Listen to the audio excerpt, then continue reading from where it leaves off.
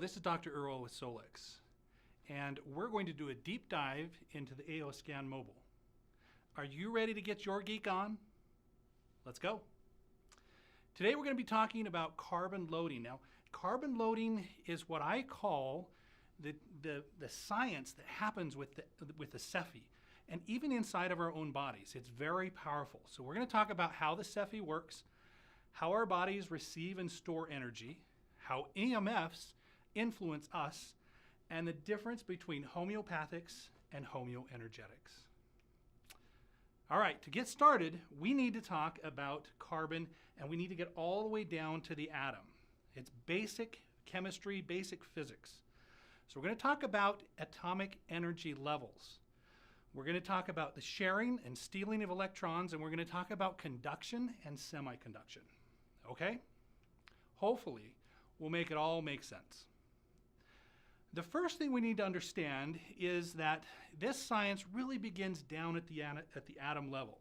So in the center, you have the nucleus, and then surrounding, you have electrons in an electron cloud. But did you also know these clouds have energy levels? And the further they are away from the nucleus, the higher the energy level. And very often, the more electrons can be stacked within that energy level. We call those energy levels valence shells.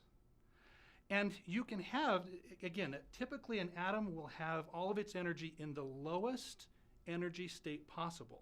But we can bump that atom with energy and raise its energy into another shell. Pretty fascinating stuff. Well, this is really the basics of how this all works. So to look at it another way, again, you can look at the images and you can see that as you get further from the center, the nucleus, then you have increasing energy levels. And then if you look at the graphic a little bit further, the one on the bottom, you'll see that each individual atom has a different number of protons and neutrons inside of the nucleus, and then electrons that circle around in these valence shells. Now, something very important to understand is that the energy level that these valence shells are filled with change the way that the atom behaves. So think about that when we start talking about the AO Scan Mobile and the fact that we're reading, interpreting, and then using resonance to influence our energy levels. It gets pretty exciting.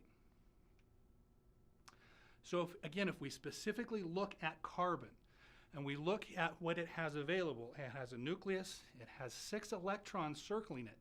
But this is the next very important thing to understand, and that is that it has 4 electrons in its outer shell.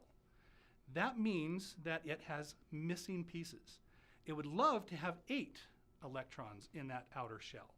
And so it is always looking to complete that 8 sequence. Does that make sense? So what happens, something called covalent bonding, is these atoms will get together and they will share electrons in that outer shell. This is how molecules are formed and how different atoms to get together to form the life as we know it. And by sharing these electrons, the atom becomes content. It becomes stable. Again, something very important to think about. So obviously, as we get more and more atoms that get together and form more complex molecules, then the connections become much more complex.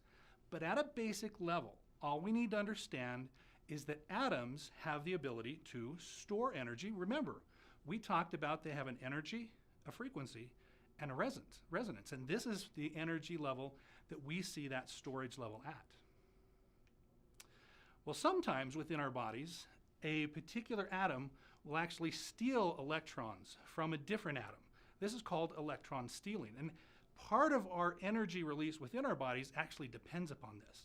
But also, part of heavy metal toxicity does this as well. It'll actually steal electrons from other neighboring atoms in order to make itself content. Well, this then makes the other atoms unhappy or reactive, and they become free radicals.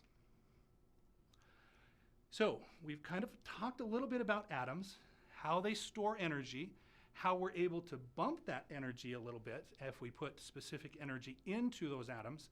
and then we're able to release that energy at specific times.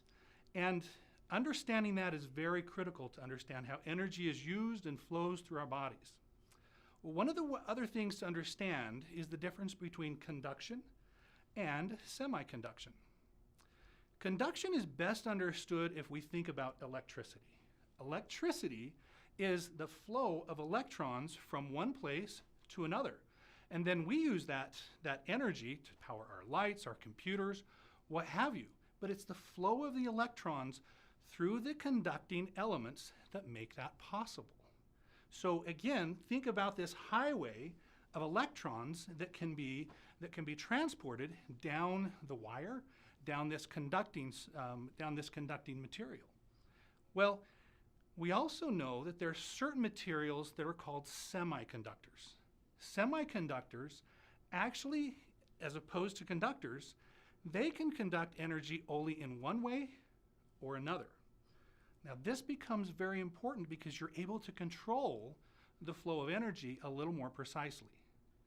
So instead of energy just flowing depending upon where the high to low is with a conductor, with a semiconductor you can actually choose how the energy flows based on its setup, based on its energy exposure, etc. Now, why is this important? Well, we all know that there are some things in our lives called electronics. And have you heard of a semiconductor? Well, really all that is a material that is put together to allow energy to flow in one way or another. For all you geek nerd idiots out there, that's me, this is the zeros and ones that we use with binary code in order to do programming, make computers work. But it's understanding that those materials will allow energy to flow one way or another, and we can control that. We can also use that same sequence to load energy onto those silicone chips, memory chips, or what have you. That's pretty exciting. But what does that have to do with us? Well, as noted, energy will flow one way or another through silicone. But what we also know is that certain atoms within the periodic table, so the periodic table is this big table that scientists use in order to track what happens with different atoms, different elements. And it allows us to understand what's going to happen when these atoms get together. Well, what we know and what we've done is we've grouped these atoms into families. Why? Because they share common characteristics. So if we look at the periodic table, we'll find that silicone has its place on the periodic table, and just above that is carbon. It's in the same family. So atomic families share common characteristics, like semiconduction, and like being able to load energy on in a stable way. And that's a very important concept to understand as well, because we can load energy onto all kinds of different atoms, but they become unstable. But interestingly enough, silicone and carbon, we can load energy onto them, and they are stable, they're content. They will hold that energy, sometimes indefinitely. That's really cool. So, super important to understand that families act in a very similar way. So yes, just like Luke talks about in Star Wars, the Force is strong in my family. My father has it, and my sister has it. And Leah's blown away. Well, in like manner, we need to understand that we use silicone chips to load energy and to make computers work. But guess what our bodies are made of? Carbon. And just like we use silicone chips to compute and process energy, our body can use carbon to load energy and to process that energy. It gets really exciting. All right, everybody take a big deep breath. That's a lot of science, but we're almost there. So now we're going to start to connect why this is important. So we can take silicone, just like silicone, we can take carbon and we can load energy onto carbon sheets. Okay, carbon sheets. What does that really mean to me? Well, inside your body, carbon sheets are fascia, ligaments, tendon. Your blood vessels are surrounded with these carbon sheets, and the list goes on and on. Our bodies are made up of collagen and carbon-based molecules. So we're able to exchange that energy, we're able to transport that energy, and we're able to understand that energy. You see, this energy then connects through different networks in our body to muscles, nerves, organs, and the list goes on. Also, like silicone, we can load carbon sheets and we can choose the way that the energy flows. And so you've heard people talk about, oh, I'm having a bad day, negative energy, different things happen. Well, now it makes sense. This goes all the way down to the anatomic level, because carbon will allow energy to flow in one way or the other. And if it gets blocked because of negative energy or negative emotion, that changes everything. Also, if we have scar tissue that crosses over and makes short circuits, now it changes the way that that energy flows. And so again, you can see how important understanding carbon loading and carbon energy flow changes how we think about the AO Scan Mobile. So again, what does this have to do with the SEFI? Well, now you understand why we use silicone and carbon-based entities in order to load the energy and then deliver it to you. So we use silicone-based bracelets and collars. We also use carbon-based tablets. What are carbon-based tablets? Sugar, vitamin C, etc., in order to load the energy. You also understand now the importance of why you want to clear whatever substrate you're using before you then load on the energy you want it to deliver. The other thing to understand is now you take that energy-loaded carbon into your body, and when your body breaks it apart, not only does it release the energy inside of the connection, but it also releases the energy that you loaded on your SEFI. That's pretty exciting. So again, now we're going to talk a little bit about EMF, electromagnetic fields. And we can see that those energy fields pass in and out and influence our body at a carbon level. And we already know that we can put electronics in certain energy fields and it totally messes them up. This is why. And the same holds true for you and I.